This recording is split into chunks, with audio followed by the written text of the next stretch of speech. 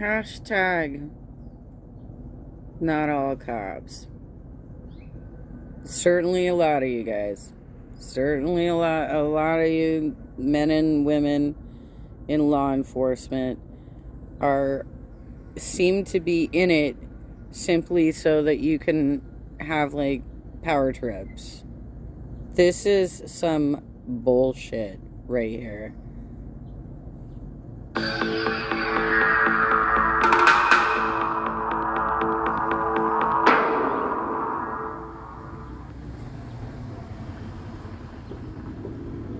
Welcome to Audit the Audit, where we sort out the who and what and the right and wrong of police interactions. This episode covers the extension of traffic stops, parking violations, and mental health, and comes to us from Mac and Bravo's channel. Be sure to check out the description below and give them the credit that they deserve.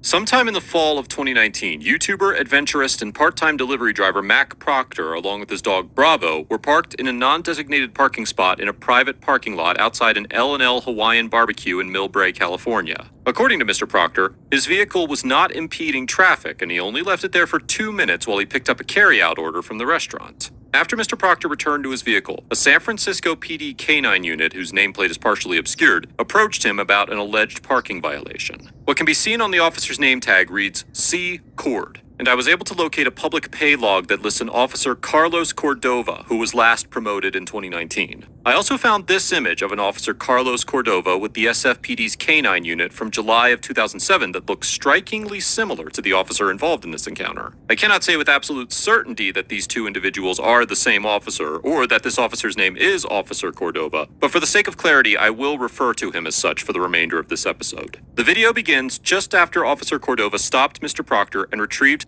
This type of harassing behavior is why police officers have ended up in so many altercations that end up in injury or death to the person that they're harassing.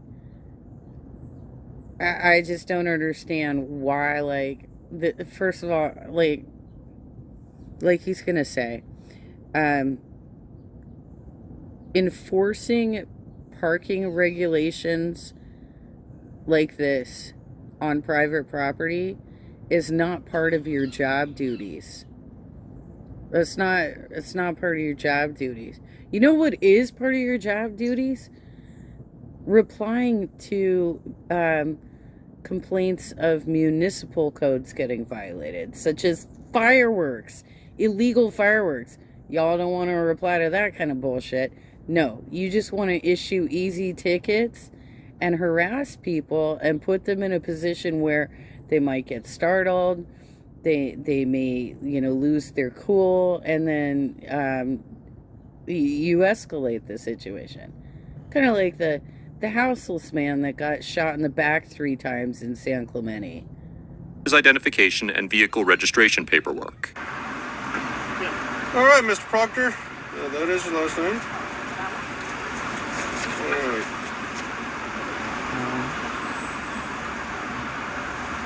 Everything okay?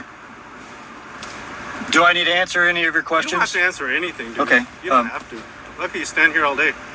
I get paid either way. Can you go ahead and finish your job so I can carry on? What's it with the anger, dude? I'm not angry. You're not angry? You always talk to everybody like that? I'm not angry. Oh, okay. I just want you to go ahead and wrap things up, please. Yeah, okay. Mr. Proctor asks if he needs to answer any questions, and Officer Cordova informs him that he does not, stating that he can, quote, stand here all day, and interprets Mr. Proctor's unwillingness to answer questions as anger. Despite Officer Cordova's assertion that he can stand and wait for Mr. Proctor to answer his questions, police officers cannot legally extend the length of a traffic stop simply because a citizen refuses to answer questions. In the 1983 case of Florida versus Royer, the U.S. Supreme Court determined that although law enforcement officers do not violate the Fourth Amendment by approaching an individual on the street or in another public place and asking questions, quote, the person approached need not answer any question put to him. He may decline to listen to the questions at all and may go on his way. He may not be detained even momentarily without reasonable objective grounds for doing so, and his refusal to listen or answer does not, without more, furnish those grounds. The framework for a traffic stop is a bit more complicated than a police stop that occurs on the street. because, as the Supreme Court noted in the 2005 case of Illinois versus Cabayas, an initially justified traffic stop can, quote, become unlawful if it is prolonged beyond the time reasonably required to complete that mission. In the 2009 case of Arizona versus Johnson, the Supreme Court explained that, quote, a traffic stop of a car communicates to a reasonable passenger that he or she is not free to terminate the encounter with the police and move about at will, and that the fact that the officer has completed the original mission of the traffic stop does not communicate to the driver or passenger that their detainment had ended and they are free to leave. For this reason, the Supreme Court held that police officers cannot ask questions about matters unrelated to the justification for the traffic stop if those questions measurably extend the duration of the stop. When it comes to Officer Cordova's claim that Mr. Proctor was angry, exercising the right to silence is not anger. And even if he was angry, he has a right to feel that way and express himself accordingly. With very limited exceptions, the First Amendment protects the right to free expression, including negative emotions such as anger. In the 1949 case of Terminiello versus Chicago, the Supreme Court concluded that, quote, a function of free speech under our system of government is to invite dispute. It may indeed best serve its high purpose when it induces a condition of unrest, creates dissatisfaction with conditions as they are, or even stirs people to anger. While it is unclear whether Mr. Proctor was angry during his encounter with Officer Cordova, all of his speech in the interaction was protected by the First Amendment, and he was perfectly within his rights to express himself.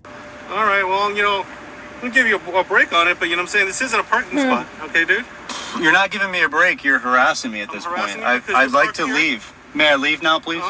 Well, do you understand? Am why I being stopped you? detained? Yes, you are. Okay. All right. So, do you understand why I stopped you? Do I need to answer any No, more of you your don't- questions? You don't have to. Okay. Okay. So why is he being illegally detained at this point? This dude does not have the right to actually do anything about the fact that he stopped for 2 minutes in front of a restaurant to run in and get his meal. Right? Why is this guy being illegally detained by this officer? I hope he sues. I hope he sues. Obviously, he got the whole thing on camera, and it's just outrageous that a dude is just trying to meet a quota or something. I'm making an assumption there, of course. But, not your fucking problem, dude. Not your responsibility. Not your goddamn problem. Let the guy go. Why are you there's a meme that's been around on the internet for a long time that I'm trying to see if I can remember this correctly. It's, why did the chicken cross the road? None of your business. Am I being detained? It's like a libertarian meme. I mean, that's the thing. Like, when libertarians talk about, government overreach, this is what they're talking about. This is what they're talking about. But then again, I could do this all day too. Okay. All right. So, No, you can't. would you like to leave, Mr. Proctor? Would you like to leave? Do I need to answer any more of your questions? Hello. No. I'm not the one that's acting this way. Okay. I'm just asking you to do. I'm trying to give you a break here. All right. Officer Cordova informs Mr. Proctor that he is being detained because the location where he is parked is not a parking spot. However, the California Vehicle Code does not regulate most parking violations on private property, with a few exceptions found in Section 22500.1, which prohibits parking in a designated fire lane in a private parking lot, Section 22507.8, which prohibits parking in a space designated for disabled persons without a proper placard in a private parking lot, and Section 22511.1, which prohibits parking in a space reserved for zero-emission vehicles without a valid decal in a private parking lot. Additionally, But on top of this, you can't detain somebody for a parking violation. If he wanted to write a ticket, he should have done it while the guy was in the restaurant and stuck it under the windshield. Like, what the hell is he doing? This isn't how you handle a parking violation.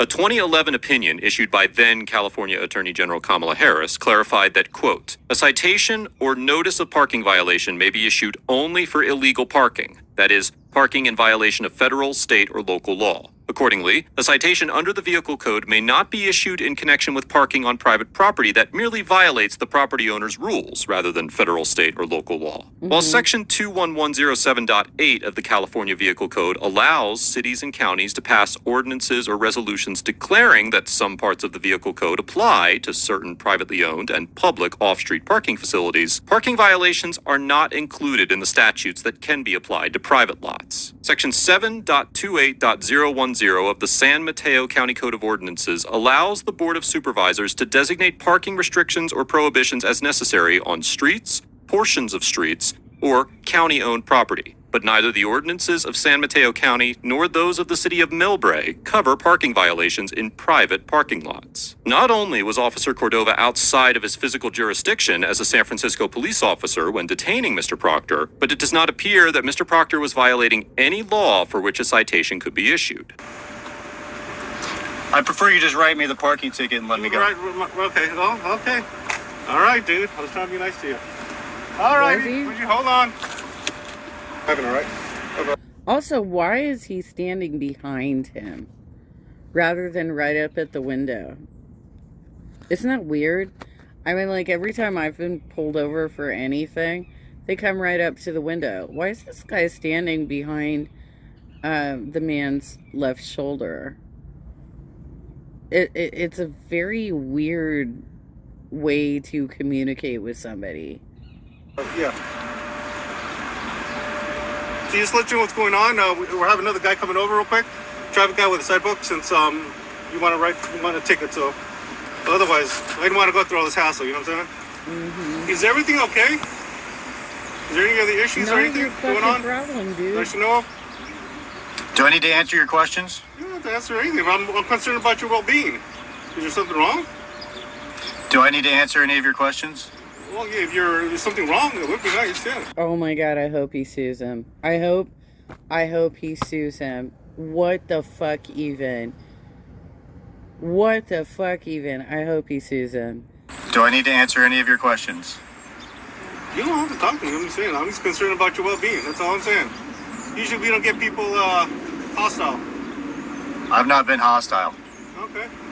Officer Cordova tells Mr. Proctor that he is concerned about his well-being because he is acting quote-unquote hostile, and implies that Mr. Proctor may be mentally unstable. The mental health training that police officers receive varies greatly depending on the police department and the officer's position. In February 2011, the San Francisco Police Commission established a crisis intervention team work group, which included criminal justice system employees, mental health service providers, advocates, community members, consumers of mental health services and their families, and other city agency representatives, to develop new mental health training programs and field approaches. As of September 19, 2019, 95.69% of San Francisco PD officers had participated in a 10-hour crisis intervention field tactics course, but less than half had completed a 40-hour comprehensive training course. According to the San Francisco PD's website, the courses are based on the Memphis model of crisis intervention team training, which emphasizes de-escalation of potential crises by allowing time and distance, which means slowing down and giving the mentally distraught individual space. It is unclear what amount of mental health training Officer Cordova had received, but it is clear that his accusatory questioning of Mr. Proctor's mental status did not help de-escalate the situation. While the National Alliance on Mental Illness does list prolonged or strong feelings of irritability or anger as one of the common signs of mental illness in adults, it is highly unlikely that Officer Cordova could have arrested Mr. Proctor, even if he did believe that Mr. Proctor was suffering from mental illness. Because, although police officers are permitted to detain individuals based on mental health concerns, this authority is limited to situations where the individual is a danger to themselves or others, or is gravely disabled. According to Section 5150 of the California Welfare and Institutions Code, a peace officer can take an individual into custody for up to 72 hours for assessment, evaluation, and crisis intervention when there is probable cause that the individual is a danger to themselves or is gravely disabled as a result of a mental health disorder. After this initial 72-hour detainment period, Section 5250 of the California Welfare and Institutions Code also allows the individual to be involuntarily certified for up to 14 days of intensive treatment related to the mental health disorder or impairment by chronic alcoholism if the evaluating professional professionals determine that the individual is a danger to themselves or others, or is gravely disabled as a result of the mental health disorder or impairment by chronic alcoholism. And the individual has been advised of the need for treatment, but has not been willing or able to accept it voluntarily. Given the requirements of the California Welfare and Institutions Code, it would be nearly impossible for Officer Cordova to legally take Mr. Proctor into custody in this situation, because Officer Cordova did not have probable cause that Mr. Proctor had a mental health disorder or that he was a No, but he was trying to create a scenario. He was trying to make it out like that's what was going on. danger to himself or others, and Mr. Proctor clearly was not gravely disabled. Well, usually we don't get people wanting a ticket. You know what I'm saying? I'm going through all this. I could be having my lunch right now. Then All right, go dude. have your Well, we'll goddamn be waiting, lunch. dude. Hurry up, dude. It's kind of my lunchtime. Hey, Mr. Proctor, can I just give you your stuff so you can leave? Can you? I can, but you're the one. I would have let you go a long time ago. What do I need to do for you to hand me my documents so I I'll can give it leave? to you right now. I just want to know that you're okay, because usually I don't get people all this. What do I need to do for you to hand me my documents so I can be on my way? You're okay. I don't need to answer. God damn, I hope this guy got fired. For fuck's sake. For fuck's sake. This is not what law enforcement has been hired to do. You're not supposed to just be harassing people on the streets. Fuck's sake. Oh my God. Any of your questions? Hey, there we go again. Jesus Christ. You know?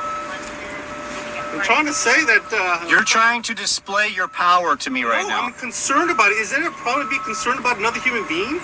Shut up. You have Oh no my reason to be God. concerned about me. So it's okay then. You're okay then. You can hand me my documents and I can be on my way, or we can. Okay. So if I hand you your stuff, you'll be fine and taken off, and you're not angry, right? Oh my God. It doesn't You're not gonna. matter. Okay, here. I'll tell you what. I'm gonna take a chance on you. All right, here, Mr. Proctor. You got everything's cool. All right. We're blocking traffic here to your stuff. You All right. laughing? Hopefully, you have a good day. Everything works out for you. All Am I right. free to leave now? Yes, you are. Could you please step away from the vehicle? Yes, I will. You have a good day. After being released by the officer, Mr. Proctor started his vehicle and drove away from the scene without further incident. Mr. Proctor told me that he didn't file a complaint because he felt a sense of urgency to leave the encounter as quickly as possible, so he wasn't able to get the officer's name at the time. I was in such a big hurry that I didn't even know what his name was. I never got a citation. I'm not a First Amendment auditor, so I didn't think to go, name and badge number, please. So I've even gone back and watched the video and thought, can I just get his name off of his uniform? And I can't really see it clearly. Well, and on top of it, he thought he was getting a ticket. And normally when you get a ticket, the officer's name is on it. They have to sign the ticket when they give it to you. I was in such a hurry to break communication with him and get on with my day.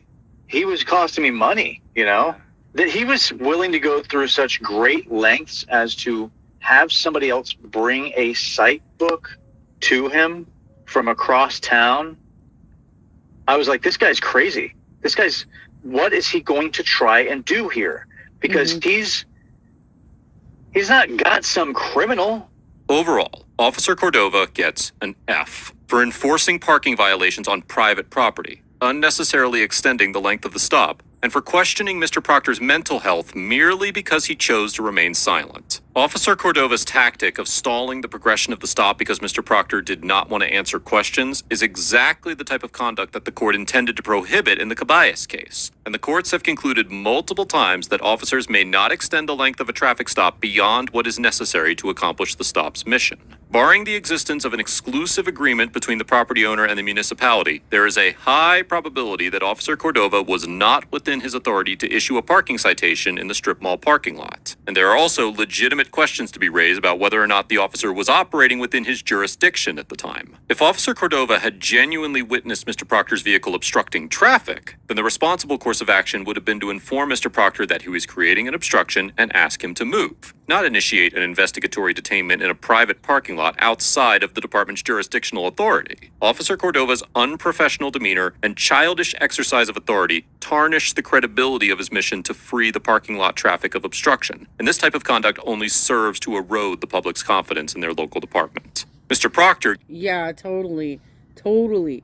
Like, I literally, back in the 90s, I got followed home by a police officer, all the way into my driveway.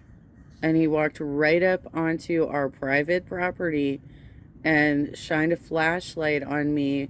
I had just come home from a club, so I had a skirt on that had a big slit. One of my legs was exposed because I had been driving and I was just being comfortable. But I was literally pulled into my house, and dude just followed me home because he saw a pretty girl in a car driving by herself late at night. You know what, you guys, police officers, do not do this shit. You've been given a position of power. Don't fucking abuse it.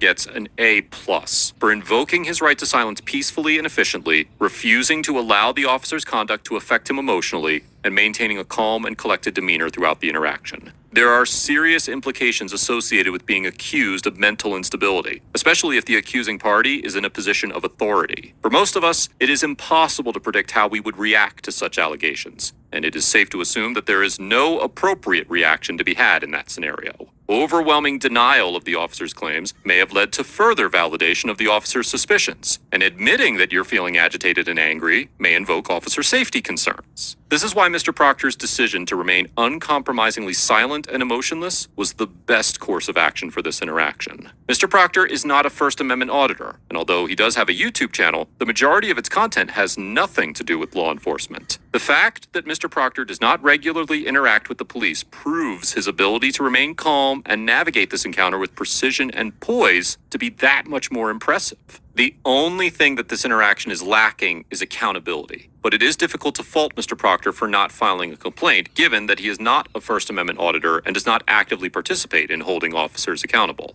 I commend Mr. Proctor for excellently demonstrating a balanced use of the right to remain silent and remaining composed and peaceful while doing so. I highly recommend subscribing to Mac and Bravo's channel. You can find a link in the description below. Let us know if there is an interaction or legal topic that you would like us to discuss in the comments below. Thank you for watching, and don't forget to check out the ATA Patreon page for more police interaction content.